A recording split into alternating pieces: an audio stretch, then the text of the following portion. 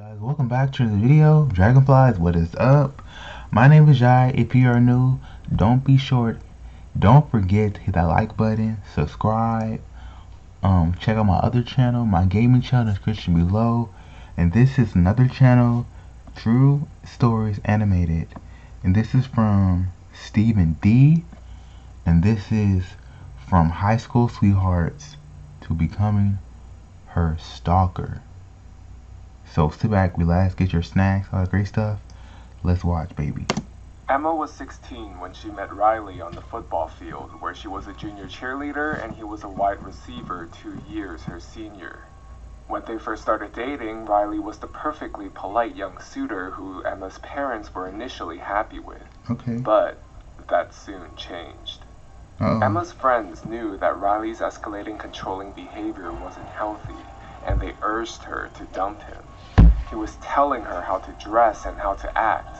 He would stand outside of her workplace for hours waiting. Originally, Emma was convinced her friends were wrong about him, but she quickly got tired of making excuses for Riley's bad behavior. They would reunite, then rupture, then rebound again many times over their 2-year relationship, until she ended it for good. It started when Emma was at a party with her friends celebrating the Bobcats' football victory that day. Emma had only been there for a short while when she got a text message that read, "Go to your car with your keys. Go alone." It was from an unknown number. "Who is this?" Your boyfriend. Emma found her friend Zach and he accompanied her out to her car to see what was going on. They didn't see anyone or anything, so they returned to the party. Emma immediately got the number text. "What part of alone wasn't clear?" Emma responds, "Yeah, I'm not, 'cause I don't know who this is." The messages suddenly turned threatening. Oh. "I don't want to have to hurt a loved one." Oh, that's your boyfriend. Emma couldn't believe it. It had to be a joke. "I've got someone you love. If you don't comply, I will hurt them. If you tell anyone about this, I'll hurt them still." Emma thought someone was pranking her. Boy, you making no sense. You just said, if you don't come, I'll hurt them. If you tell, I'm gonna hurt them. What do you want? Your bluff. Show me. No pictures. Stop playing around and do as I say. Drive to the bottom of the driveway. If you don't, by 11:50, I will hurt them. Bring no one. Emma became suspicious that she knew who was behind the message. Her ex, Riley. "I know you're one of Riley's friends, but stop." "I won't harm you. Just do as I say and he won't be hurt." Emma wanted this to stop. "I'll just call the cops. I know you're Riley's friends. I'm not stupid and you won't hurt him. I'm blocking you." "I'm no one's friend. We have him now. You have until 11:50. "I know Riley put you up to this. I'm not dumb." "We have him currently. He hasn't put anyone up to anything. If you are okay with him getting hurt, that is your choice." "I'm blocking you. This is BS." "You may want to answer his call. We're letting him have his phone to call anyone before we hurt him. 4 minutes, call the police, and he dies." Emma didn't answer. "You've made your choice. If you like to hear his crying and screams, give him a call." At 12:17 a.m., she got another message.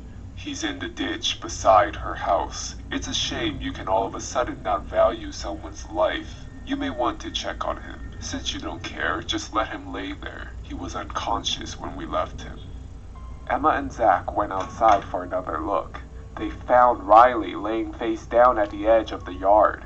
They were soon joined by Emma's friends who weren't buying Riley's act and thought he was faking.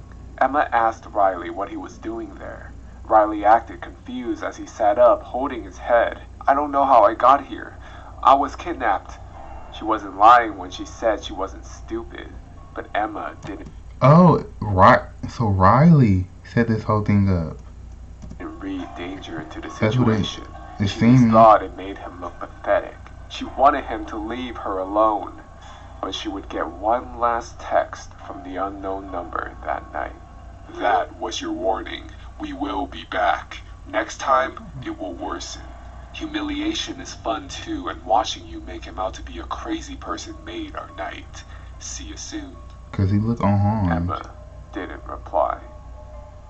The following day went unusual for Emma. She went to school and afterwards went home to change clothes before heading out to help her mom with volunteer work at the local elementary school. As she was changing, she noticed the man walking down the middle of the street. She couldn't see his face, but she could see him crossing the lawn toward her front door. Emma was alone and didn't know what to do. There was only one person close enough to come to her aid. Emma texted Riley. "I'm shaking and crying. I hate you, but I need you right now." Riley, "I'm coming. I'm speeding. Just give me a minute." Emma's mom, Jill, became concerned when she didn't show up as planned, so she drove home to see what was keeping her. She found Emma in the driveway being confronted by Riley. This angered and concerned Jill, who had banned Riley from their home after their last breakup. She ordered him to leave. Emma seemed rattled, genuinely afraid, and this worry was transmitted to her parents.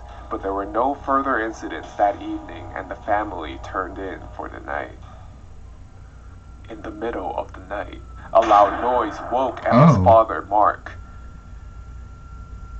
Then it happened again.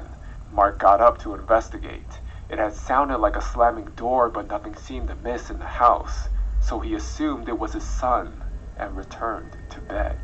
The next morning, Mark was the first one out of the door for work, as was usual. Later, Jill woke up the kids for school.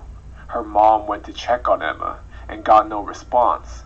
Emma didn't seem to hear her shouts and wouldn't open her eyes when shaking her. Emma didn't appear to be breathing. Jill rushed to call emergency services. She was frantic by the time the call was answered, crying and talking so fast in her effort to summon her before it was too late. She told the operator that Emma was unresponsive and was transferred to paramedics. By the time she was put through, Emma's mother knew the truth. She was unresponsive, and she's gone. What? Police began to investigate the crime scene and soon discovered 2 bullet holes in Emma's bedroom walls. That was the 2 banging door sounds her father had heard in the night. Following the trajectory, police recovered 2 bullet casings in the yard outside Emma's bedroom. When asked who would want to hurt Emma, her parents immediately thought of one person: Riley.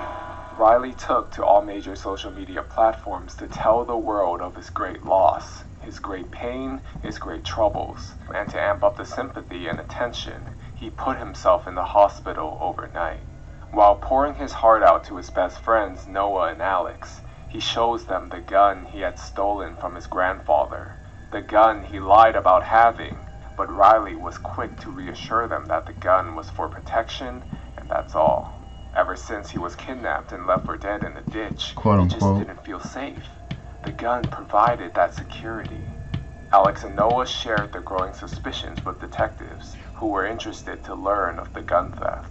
The 2 boys agreed to surreptitiously record Riley talking about the gun and were ready to step in when Riley asked his friends to help him get rid of it. Police arrested Riley as he was about That's Riley.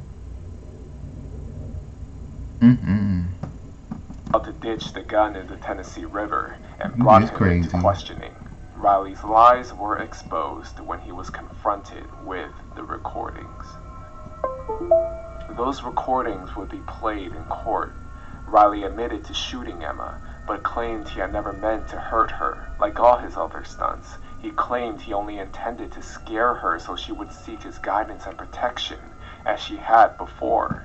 Like his peers, the jury must have thought he was a poor actor, as it took them only 4 hours to find him guilty of first degree and stalking. He was sentenced to life in prison. Psychotic jock. You can't. If you break up, break up. You're only freaking 16, 17. You gotta do that to a poor little girl. And for you to set this whole thing up like this, like, what in the world is your problem? What in the world is your problem? Now you're sitting right in jail. Shoot.